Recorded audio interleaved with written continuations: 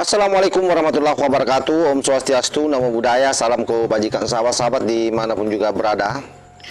Ada satu tayangan video sahabat di mana Rizmon Sianipar itu dipermalukan salah satu host televisi nasional ya.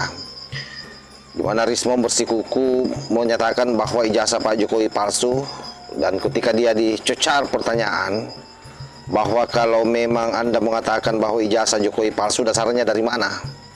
Berdasarkan hasil penelitiannya, padahal kalau kita tahu bahwa UGM sudah menyatakan bahwa itu asli sebagai pihak yang mengeluarkan ijazah sahabat. Host pun langsung mengejar Rizmon Sianipar. Kenapa bukan UGM yang ditanya Pak Rizmon, yang dituntut? Kenapa harus Pak Jokowi? Bukankah dia yang mengeluarkan ijazah? Artinya kalau menurut UGM itu ijazahnya asli, saya kira ya harusnya memang UGM yang digugat. Itulah yang menjadi pertanyaan host sahabat. Tapi apa jawabannya Rizmon? Seperti biasa, ngeles, bukan data, bukan argumen, apalagi jauh dari rujukan ilmiah. Dia hanya menyatakan sampai di situ saya tidak tahu. Maksudnya apa yang kau tahu? Jadi kelihatan bahwa memang dia ini didesain, memaksa diri sebenarnya untuk ikut-ikutan masuk di dalam framing ijazah palsu Pak Jokowi. Yang jadi pertanyaan, berapa besar bayarannya? Sehingga kamu mau mempermalukan dirimu sendiri di situ, Rizmon. Ya, luar biasa Rizmon Sianipar ini sahabat. Untuk lebih jelasnya, ini coba kita cek seperti apa keseruan debat di mana Rizmon dipermalukan di depan televisi nasional. Ini dia sahabat videonya. Jokowi ya kan tinggal minta UGM aja, atau Anda tuntut aja UGM. Kalau Anda memang tidak percaya kata-kata UGM, ya tuntut UGM-nya. Kalau ternyata terbukti dia tidak benar, otomatis Pak Jokowi juga terbukti salah, begitu kan? Memang saya tidak tahu sampai di situ. Cuma kan Bang, kampus yang menerbitkan ijazah itu sudah menyatakan bahwa ijazah ini asli, begitu loh. Istilahnya mau ini bahasa saya ya, saya tidak ada keberpihakan. Istilahnya abang mau kuliah di situ masuknya sebulan sekali, ya nggak ikut kuliah pun, tapi yang menerbitkan menyatakan oke, asli, clear. Harusnya selesai dong. Tapi Anda tidak puas. Jadi katakan kami meyakini bahwa Insinyur Joko Widodo Ya. adalah alumni Fakultas Kehutanan UGM. Ya. Bukan based on paperworks, berdasarkan data kami, data akademik kami Ya. yang sudah kami jejak, maka kami memastikan Ya. bahwa Joko Widodo adalah alumni Fakultas Ya. Kehutanan. Ini meyakini. Kenapa tidak yang ngomong kami meyakini itu yang Anda tuntut? Karena kalau ini palsu, maka ijazah ini dipakai untuk capres. Ya kan gampang Bang sebenarnya ya. Kalau misalnya Pak Jokowi bersikukuh tidak ingin menunjukkan ijazahnya yang kata UGM tadi asli, ya Anda tuntut aja UGM-nya. Sah saja kan milik ijazah, memegangnya sampai kiamat. Sah kalau dia bukan pejabat publik. Kalau dia mantan pejabat publik nomor 1 di Indonesia, Ya. masa seperti ini sih? Sebenarnya kalau Anda tidak bisa menghadirkan Pak Jokowi, ya kan tinggal minta UGM aja, atau Anda tuntut aja UGM. Kalau Anda memang tidak percaya kata-kata UGM, ya tuntut UGM-nya. Kalau ternyata terbukti dia tidak benar, otomatis Pak Jokowi juga terbukti salah, begitu kan? Memang saya tidak tahu sampai di situ. Jadi bisa dibayangkan sahabat ya bagaimana jawaban Rizmon Sianipar. Coba kita budaya. Jadi kalau seorang menuduh sebuah rumah itu ilegal, maka yang harus diklarifikasi adalah yang pertama pemilik sertifikatnya. Yang kedua adalah lembaga yang mengeluarkan sertifikat itu. Yang ketiga tentu catatan hukum yang mendasari kepemilikan. Tapi apa yang dilakukan oleh Rizmon? Dia malah menggugat kantor arsip, lembaga perantara hanya menyimpan salinan administratif, bukan penerbit asli ijazah.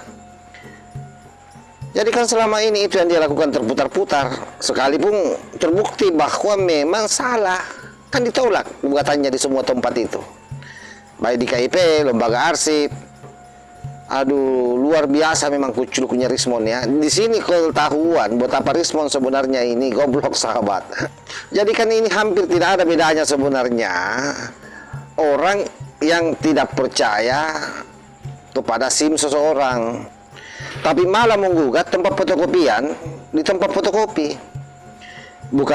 Bukannya Samsat yang didatangi yang menerbitkan SIM itu, atau pihak kepolisian Polantas yang menerbitkan SIM itu. Kan secara logika itu sudah runtuh sebelum masuk ke ranah hukum sebenarnya apa yang dipaparkan Rizmon di situ. Kelihatan memang bahwa lemah argumentasi hukumnya, tidak ada sama sekali. Dia hanya berupaya memang merungkatkan ijazah Pak Jokowi dengan membangun narasi secara membabi buta dan melakukan pelaporan ke sana kemari. Kan sudah berapa pengadilan yang dia datangi itu tapi ditolak, pengadilan tata usaha negara. Makanya saat host mengatakan bahwa UGM sudah menyatakan ijazah Pak Jokowi asli, dan kalau Anda membuktikannya bahwa itu palsu, berarti UGM melakukan pemalsuan. Kenapa tidak gugat UGM? Nah, di titik ini sebenarnya kita bisa melihat bahwa Rismond itu sudah mulai gelisah, sahabat. Bahunya kelihatan sudah mulai turun, matanya mencari arah lain sambil bicara ya. Lalu jawaban yang muncul, saya tidak tahu sampai di situ. Betapa entengnya jawabannya Rismond. Dan ini bukan saja jawabannya lemah. Ini adalah bukti bahwa gerakan mereka tidak dibangun atas kajian hukum, melainkan asumsi, kemudian praduga dan narasi politik yang sudah kehilangan daya menurut saya. Dan paling ironis, mereka bukan mencari kebenaran, tetapi mencari pembenaran untuk teori yang sudah mereka yakini sejak awal bahwa ijazah Pak Jokowi palsu. Apapun dia akan lakukan, yang penting ijazah Pak Jokowi palsu. Lalu muncul pertanyaan, kapan kira-kira tuduhan ini bisa berakhir? Sebab UGM sudah bicara, dia juga tidak percaya. Arsip Nasional sudah bicara, kan ditolak. KIP baru bicara, dianggap bagian daripada konspirasi. Hakim memutuskan berulang kali, ditolak gugatannya di mana-mana. Tidak diterima gugatannya, sahabat. Lalu siapa yang harus membuktikannya? Apakah perlu Pak Jokowi memanggil panitia wisuda tahun 85? Suruh duduk lalu mengatakan, ini loh Pak Jokowi yang saya wisuda waktu itu, yang diwisuda waktu itu. Atau memang mereka sebenarnya tidak butuh bukti, karena yang mereka cari adalah isu untuk memelihara kemarahan politik. Itu yang dilakukan oleh Rismond Sianipar. Oleh karena itu, kalau kita melihat polanya, semua kegaduhan ini punya tujuan lain, yaitu pertama saya kira viral, framing, dan penggiringan opini, sahabat. Mengapa? Karena di pengadilan mereka kalah. Di ruang akademik mereka tidak didengar. Di media di mana-mana terbantahkan. Jadi satu-satunya tempat yang masih menerima narasi itu adalah ruang komentar media sosial. Disitulah isu ini dijadikan sebagai alat propaganda, sebagai senjata emosional, dan menjadi magnet polarisasi masyarakat. Jadi kita bisa mengambil satu asumsi dari apa yang terlihat di video tadi itu, bahwa ketika argumen Rismond dipatahkan hanya dengan satu pertanyaan, artinya selama ini narasi ijazah palsu bukan dibangun di atas bukti, apalagi riset, apalagi prosedur hukum, tapi di atas asumsi, di atas skenario politik, dan merupakan kebutuhan untuk mempertahankan relevansinya. Dan boleh jadi mereka dibayar mahal untuk itu.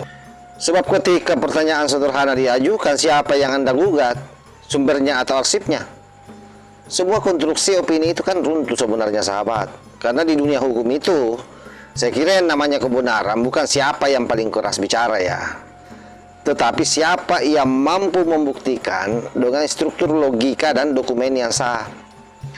Rismond Sianipar dan kawan-kawan ini saya kira tidak memiliki itu, dan bahkan kecenderungannya setiap bicara tampil itu emosional. Makanya ketika ditanya dengan logika saja, logika itu bisa menang tanpa perlu berteriak, dan itulah yang terjadi pada situasi yang kita lihat pada video tersebut. Jadi pada akhirnya kita semua ini sebenarnya tidak butuh drama ya. Itu harus kita clearkan di situ. Kita sekali lagi tidak membutuhkan yang namanya teori, tidak butuh konspirasi. Yang dibutuhkan adalah akal sehat, sahabat. Dan hari ini kita melihat bagaimana akal sehat membuat narasi ijazah palsu kehilangan napas terakhirnya. Dan hari ini kita melihat bagaimana akal sehat itu membuat narasi. Dan apa yang terjadi? Narasi ijazah palsu kehilangan napas terakhirnya. Itulah yang terjadi, sahabat ya. Mudah-mudahan apa yang dialami oleh Rismond Sianipar ini menjadi pelajaran buat Rismond dan kawan-kawan. Dan ini juga sekaligus membuka tabir betapa gobloknya Rismond Sianipar ini, sahabat. Wallahu muwaffiq ila aqwamit thariq. Wassalamualaikum warahmatullahi wabarakatuh.